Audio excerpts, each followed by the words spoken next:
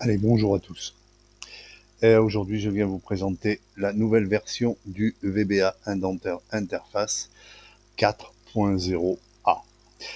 Alors, qu'est-ce qu'il y a de nouveau? Je vous le dis sincèrement, il y a quasiment tout de nouveau, même si certaines choses se ressemblent, mais je peux vous garantir que sous le capot, il y a absolument tout de nouveau. Pour commencer, allez, je commence. Le ruban dans Excel, onglet développeur, vous avez donc 3 boutons. Activer le moteur d'indentation. Alors ça ajoute dans l'environnement VBE le menu contextuel, l'accès à l'interface et l'accès à l'indentation, au moteur d'indentation. Deuxième bouton, afficher l'interface d'indentation, c'est pour afficher l'interface. Le troisième bouton, c'est là à propos qui va vous proposer un petit historique de l'applicatif présenté dans un HTML dynamique. Ça, pour commencer, c'est le ruban Excel. Ensuite, passons à l'interface. Hop, voilà, mesdames et messieurs, je vous présente l'interface du VBA Indentaire Interface version 4.0A. Désormais, il a son logo, vous le voyez à droite. Voilà. Alors, qu'est-ce qu'il y a de nouveau? Alors, j'ai enlevé des choses et j'ai ajouté des choses. Pour commencer, on va commencer par les boutons tout en haut, on va essayer d'aller vite. Donc, exporter le module, vous le connaissez, ça exporte tout simplement le module. Enregistrer sous TXT, vous le connaissez, ça enregistre ce qu'il y a dans le code PAN ici de l'interface en format texte. Enregistrer en format color. Alors là, comme on a changé de moteur, donc le moteur d'export, je vous le dis, puisqu'il y a eu le nouveau moteur donc d'indentation, c'est le moteur DRR. On va en parler un petit peu plus dans quelques instants. Et on a aussi le nouveau moteur que vous connaissez déjà plus ou moins, parce qu'il a été un petit peu modifié aussi, dans une de mes ressources du même nom, donc un exporteur HTML Color. Voilà, donc je passe maintenant absolument tout par HTML dynamique, voilà, et y compris l'impression PDF Color. Voilà, tout simplement. Ensuite, donc, impression PDF Color, ça crée donc un HTML avec la coloration syntaxique. Ça vous crée un fichier HTML dynamique autodestructible et le document s'auto-imprime, tout simplement. Vous avez un nouveau bouton. Ça, c'est la nouveauté par liste macro. Par liste macro, c'est tout simplement quand vous allez choisir un module. D'ailleurs, je vais vous montrer. Hop, voilà. Quand vous allez choisir un module, vous cliquez sur ce bouton et vous allez avoir la liste de toutes les sub et fonctions qui sont dans ce module, tout simplement. Alors là, vous allez pouvoir choisir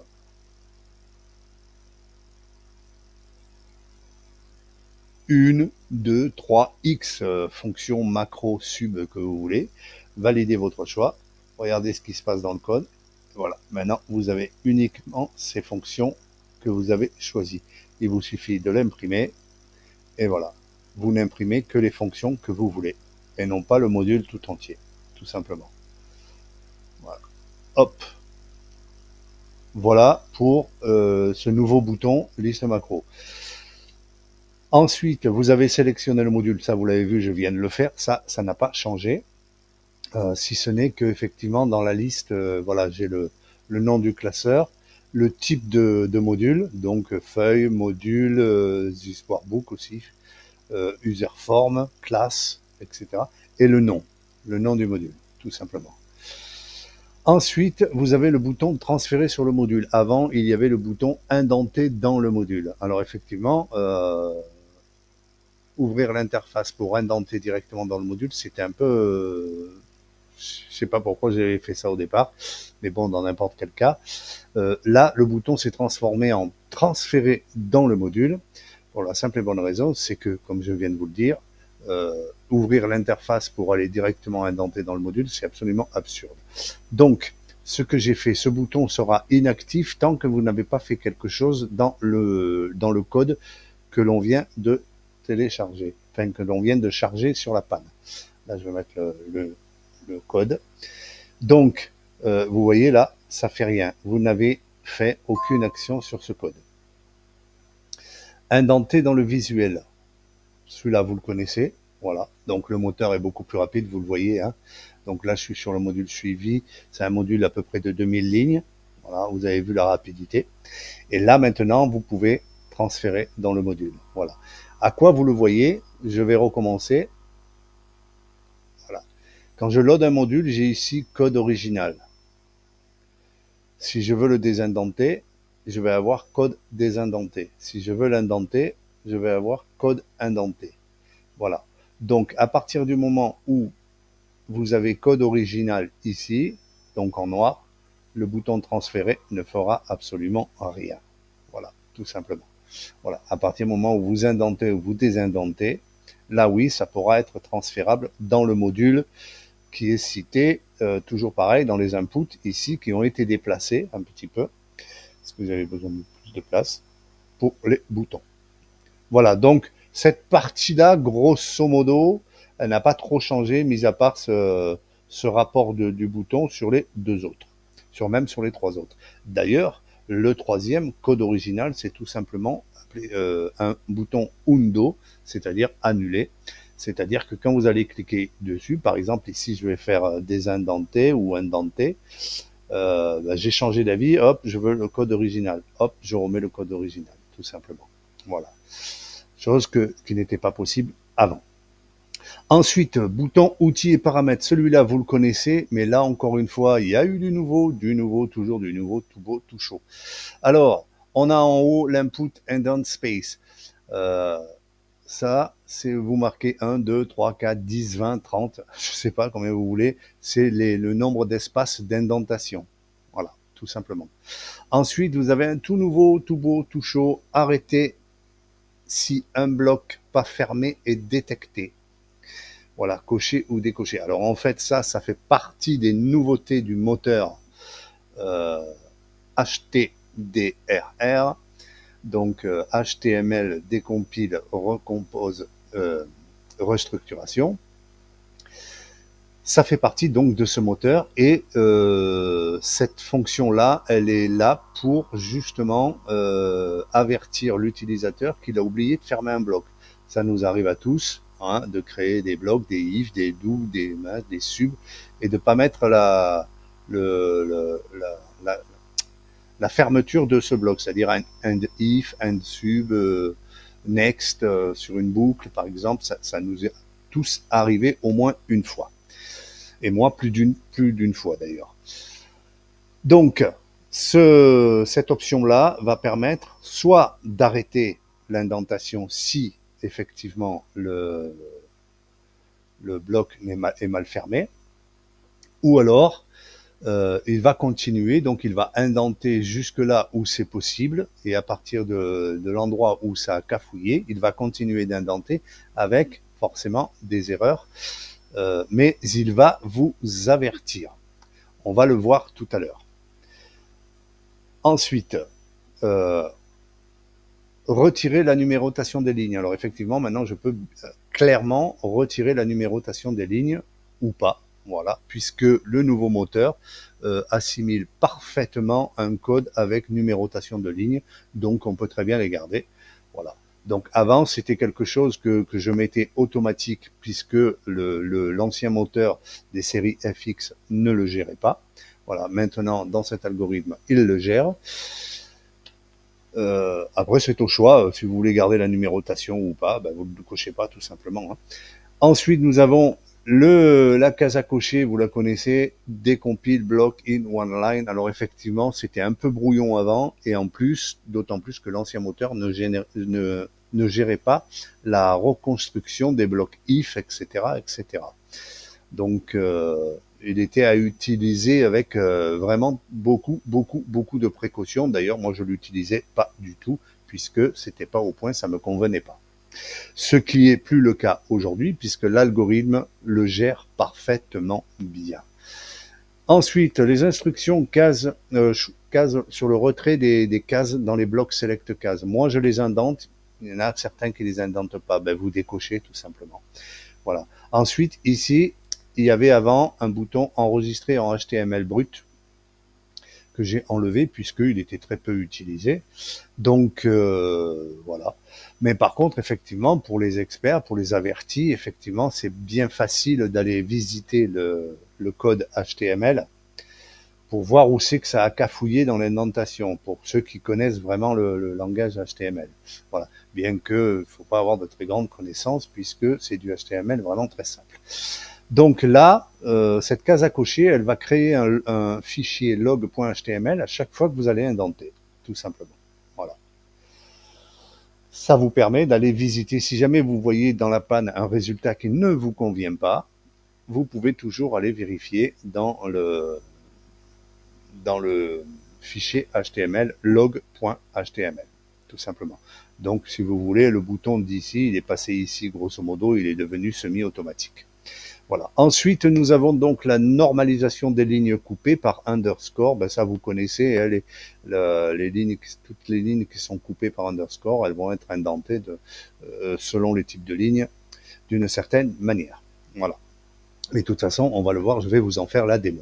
Et ensuite, vous avez donc le petit encart de paramètres de couleur pour l'export couleur, hein, pour changer les couleurs de votre export selon votre goût. Voilà, tout simplement. Voilà pour l'interface des paramètres d'indentation. Nouveauté, avant il y avait un bouton enregistrer, maintenant vous vous en occupez plus, vous paramétrez, vous fermez, ça s'enregistre automatiquement. Hein, et donc, à partir du moment où vous avez ouvert les paramètres et enregistré, si vous avez fait des modifications ou quoi, le VBA indentaire fonctionnera avec ces paramètres, que ce soit dans l'interface ou dans les modules directement.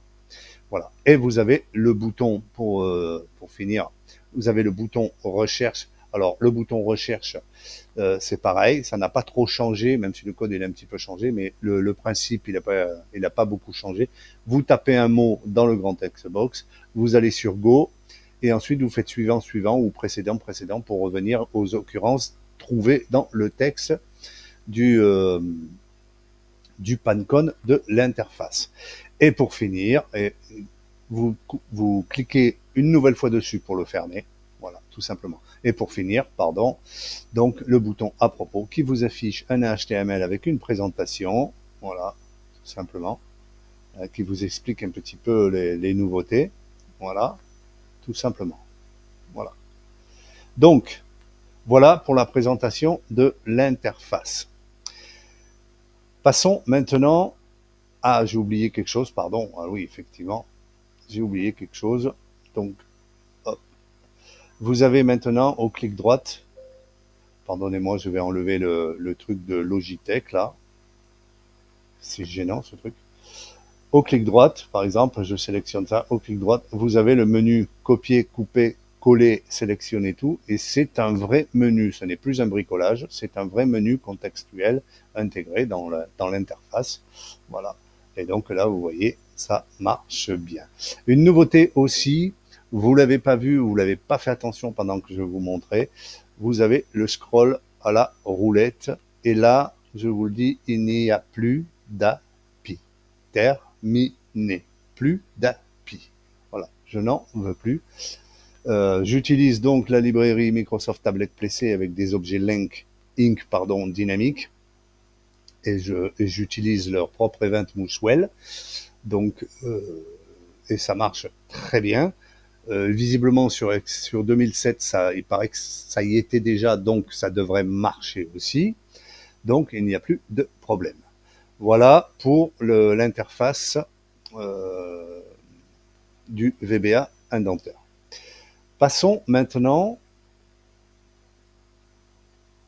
dans les modules. Alors, dans les modules, là je vais aller dans un module par exemple. Voilà. Je vais prendre le gros. Hein. Voilà. Je vais prendre le gros. Là, vous voyez, il n'y a rien d'indenté dans mon fichier cobaye. Il n'y a rien d'indenté. Donc là, moi, je vais cliquer à droite. Vous avez de nouveau le menu VBA indentaire et vous avez les submenus, donc les sub-boutons, indenter interface, indenter le module et le petit nouveau, exporter en PDF color. Oui, vous pouvez l'exporter directement à partir du code PAN du VBE. tout simplement. Voilà. Donc, voilà la nouvelle présentation. Alors, je ne vais pas vous parler du moteur, puisque j'en ai un petit peu parlé aussi avec le moteur XML. Ben, je vais essayer d'être le plus bref possible. Alors, effectivement, l'ancien moteur gérait des blocs.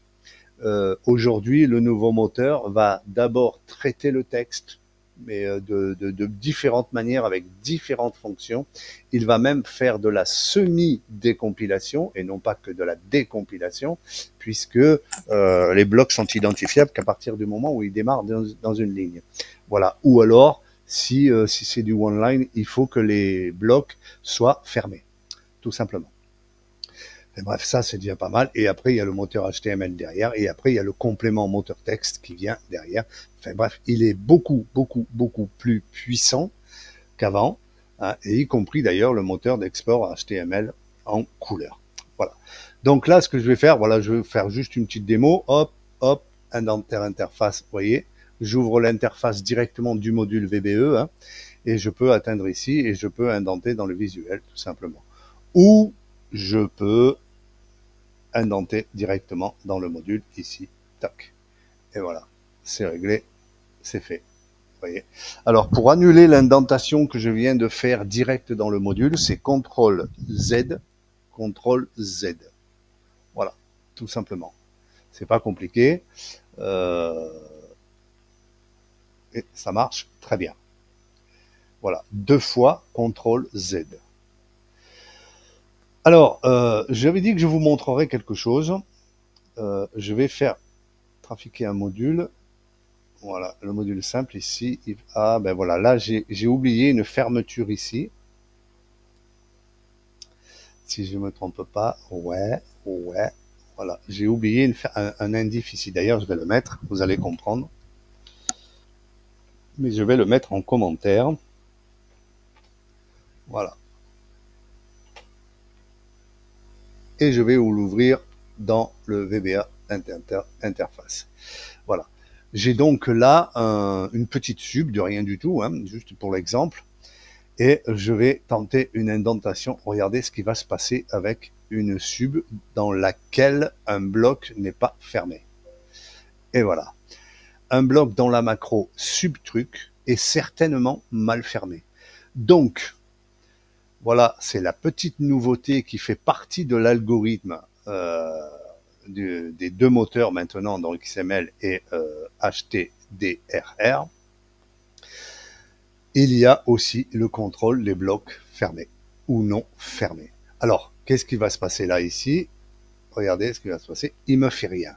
Regardez, si je décoche, arrêter, si un bloc pas fermé est détecté, voilà, si c'est décoché, regardez ce qui va se passer. Il me le redit différemment, voilà, mais bon, c'est toujours pareil, mais un bloc dans la macro subtruc est certainement mal fermé, et il m'a fait quand même l'indentation. On voit bien que le sub ici, la sub qui démarre, hein, la nouvelle sub, elle est plus indentée à 0, donc on sait qu'à partir du moment où il y a une sub où il y a une indentation, ça veut dire qu'il y a eu un problème un petit peu plus haut. Voilà. Si je regarde bien, je me rends compte que le if x égale 5 est devenu l'enfant du if zen, du if A1 zen. Ça veut dire que tout ça, c'est l'enfant, voilà, tout ça, pardon, tout ça, c'est devenu l'enfant du if. Voilà, tout simplement, parce qu'il y a eu une erreur ici, un oubli de fermeture de balise, enfin, fermeture de bloc condition. Donc, comme vous l'avez vu, il a indenté quand même. Maintenant, si je fais ça, si je l'enlève, regardez ce qui va se passer. Voilà, donc je refais la fermeture et je fais indenter dans le visuel. Et là, j'ai à nouveau mon bloc d'indenté correctement. Ça vous permet, ce petit contrôle, il vous permet d'aller directement dans la sub qui est concernée par l'erreur. Voilà. Alors, je n'ai pas encore trouvé le moyen de vous y amener directement sur l'erreur, sur la ligne d'erreur exactement, parce que ça devient très compliqué l'analyse HTML. Hein. J'ai pas envie d'alourdir le moteur, mais dans n'importe quel cas, vous avez quand même la possibilité maintenant de savoir si vous avez fait, s'il y a eu un P de travers, excusez-moi l'expression, dans l'indentation à cause d'une petite erreur, un petit oubli de fermeture de conditions, de blocs. Alors ça marche avec les subs, ça marche avec les if, ça marche avec les with, ça marche avec les for, ça marche avec toutes les sortes de blocs d'instructions. Voilà.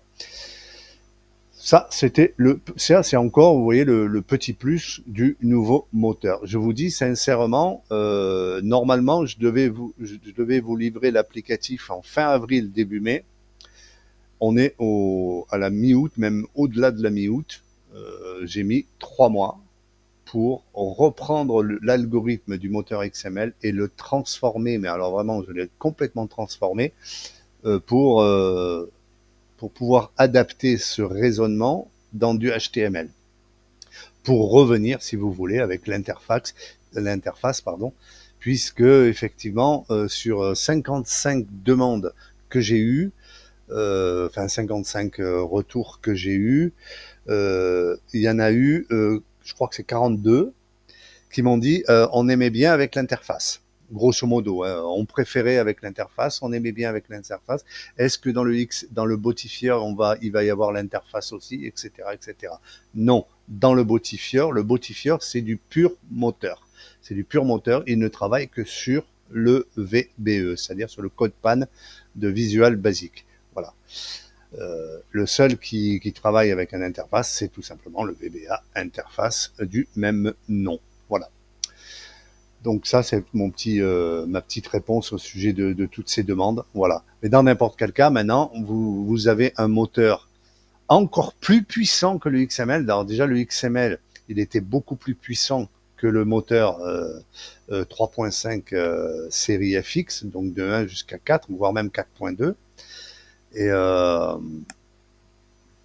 il est même plus puissant que tous les autres moteurs que j'ai pu faire jusqu'à maintenant, en termes d'analyse de code, donc de texte, en termes de rapidité, en termes de logique. Enfin bref, il est mieux dans tous les domaines. Voilà. Alors, je sais pas, hein, honnêtement, j'ai tellement essayé de diverses façons de coder, j'ai pas réussi à le plantouiller.